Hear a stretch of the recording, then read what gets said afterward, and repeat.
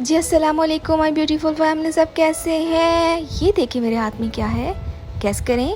जी हाँ, ये है इमली की चटनी। और ये बनी कैसे है, चलिए आपको दिखाते हैं। सबसे पहले आपने क्या करना है, आपने इमली लेनी है। इमली को पूरी रात भिगो के रखना है और जब नेक्स्ट डे आप इसको देखेंगे थोड़ी सॉफ्ट हो चुकी होगी।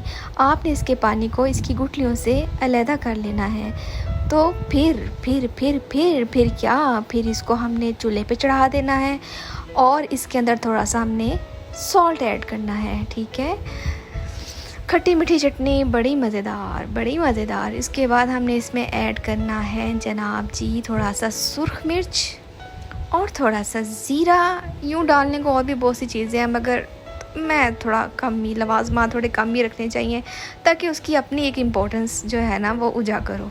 अच्छा, ये इमली की चटनी आप चना चाट के साथ भी खा सकते हैं।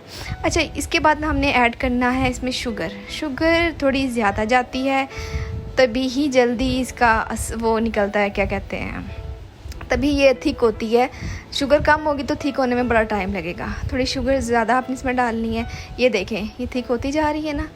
हाँ जी, इसको थोड़ा सा और थिक करना है। ठीक है, आप देखते होंगे जैसे आप खाते हैं उसमें, क्या नाम है, फ्रूट चाट में, दही भल्लों में, चना चाट में और इसके अलावा गोलगप्पों में, ये बहुत मज़े की बनती है। आप भी बनाएं और मुझे बताएं ये कैसी बनी है।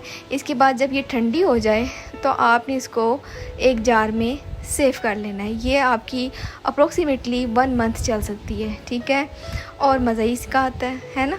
ये देखें, इसे मैंने ठंडा होने पे एक बोतल में इसको मैंने सेव कर लिया।